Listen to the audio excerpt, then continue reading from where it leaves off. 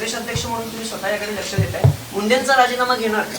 एक असं आहे की मी वारंवार हे स्पष्ट केलं, दिल्लीच्या पत्रकार परिषदेमध्ये केलं, मुंबईच्या पत्रकार परिषदेमध्ये केलं की स्वर्गीय धनंजय देशमुख यांची हत्या निगडून पद्धतीची झाली, त्याचा सखोल तपास व्हावा. राज्याच्या मुख्यमंत्र्यांनी विधिमंडळामध्ये 3 वेगवेगळ्या चौकशी समिती नेमलेली आहे. CIDची आहे, SITची आहे, ज्युडिशियल इन्क्वायरी म्हणजे न्यायालयीन चौकशीसुद्धा आहे.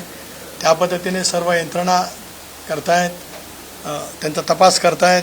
तपासाची गतीसुद्धा त्या ठिकाणी मुख्यमंत्र्यांच्या नेतृत्वाखाली आहे. जे दोषी असतील त्यांच्यावरती कठोर कारवाई व्हावी. दोषींवरती कठोर कारवाई करत असताना याचा मास्टर माइंड कोण आहे तोही शोधून काढला जावा आणि त्यांनासुद्धा त्याच्यावरती कठोर कारवाई व्हावी. ही वेळोवेळी राष्ट्रवादी काँग्रेस पक्षाचा अध्यक्ष म्हणून मी नियमितपणाने मुंबई, दिल्ली, ज्या ज्या ठिकाणी माझी पत्रकार परिषद झाली त्या ठिकाणी स्पष्ट केलेलं आहे. त्यांच्या राजीनामाच्या बाबतीमध्ये सुद्धा मला विचारण्यात आलं, त्यावेळेला मी एवढं सांगितलं की मला ती घटना जी आहे ती घटना आणि त्या घटनेचा तपास आणि त्या घटनेची चौकशी होऊन त्यांच्यावरती कारवाई हे महत्त्वाचं आहे. म्हणून त्याला कुठलंही राजकीय स्वरूप किंवा वक्तव्य या संदर्भामध्ये मी करणार नाही. हा एक भाग. दुसरे जे काही त्यांच्याबद्दलचे आरोप झाले त्यांची ज्या स्तरावरती सरकारच्याकडनं दखल घ्यायची आहे ती घेतलेली आहे आणि त्याचे निष्कर्ष येतील त्यावेळेला त्या संदर्भातला निर्णय जो असेल तो होईल. भाषणामध्ये तुम्ही म्हणाला की पक्ष नेतृत्वाच्या पाठीमागे जो अडचणीच्या काळात कार्यकर्ता उभा राहिला त्याला एकटं पडू देणार नाही, हाच धागा पकडून तुम्ही धनंजय मुंडेंचं समर्थन पूर्ण पक्षाला ठेवता.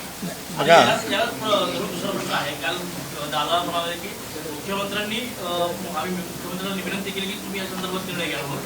मुख्यमंत्री म्हणतात की दादांनी निर्णय घ्यावा म्हणून. दोघांनी एकमेकांना तो कारवाई चेंडू तोडवणे सुरू आहे. नेमकं काय वाटतं? एक बाब अशी आहे की मी त्या जी दुर्दैवी घटना घडली त्या बाबतीतलं अधिकृत पक्षाचं मत वारंवार सांगितलं आणि आता मी चुकत नसेल तर मगातपासून मी 3 वेळा ते उद्युक्त केलं आहे. त्यापेक्षा अधिक मी काय त्या विषयावरती बोलणार नाही. हा एक भाग. इतर बाबीमध्ये उपमुख्यमंत्री, राष्ट्रीय अध्यक्ष म्हणून दादाने जे काही काल आपल्याजवळ संवाद करत असताना मत व्यक्त केलं असेल, माननीय मुख्यमंत्री महोदयांनी केलं असेल, तर शेवटी ते आज सरकारचं नेतृत्व करतायत. ते त्या संदर्भातले सक्षम आहेत निर्णय घ्यायला. महिला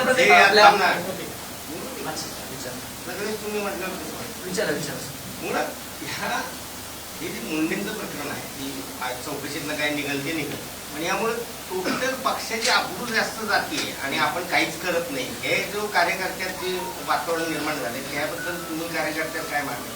नैतिक कर्तव्य म्हणून राजीनामा घेण्याचं काहीच नाही म्हणजे कसं आपण आता वारंवार त्याच विषयावरती वेगवेगळ्या अँगलने प्रश्न विचारून त्याच्यातलं उत्तर तर नाही येणार. एक मी स्वच्छ सांगितलं, पक्षाची स्पष्ट भूमिका सांगितली की त्या घटनेच्याबद्दलची पक्षाची भूमिका काय. शिर्डीच्या शिबिरामध्ये सुद्धा धनंजय मुंडे होते, त्यांनी त्यांचं भाषण त्या ठिकाणी केलं. पक्षाच्या कार्यकर्त्यांना जे काही समजायचं होतं ते त्या ठिकाणी समजलं. त्यामुळे पक्षाचं हित, पक्षाचं आता तुम्ही शब्द वेगळा वापरलात थोडासा, तो खरं लोकशाहीमध्ये इतका संविधानिक नाही की जो मी उच्चार करणं, आपण पत्रकार त्यामुळे आपण वापरू शकता पण मी तो वापरणार नाही. पक्षाचं हित कशात आहे, पक्षाचं संबंध जी वैचारिकता आहे ती कशामध्ये आहे, पक्षाचं लेवल काय आहे, त्याचा सारासार विचार पक्ष नक्कीच करतो आहे, करत राहील आणि ज्या वेळेला एखादी गोष्ट आढळेल त्यावेळेला निर्णय पक्ष निश्चितपणाने घेईल. इतर विषय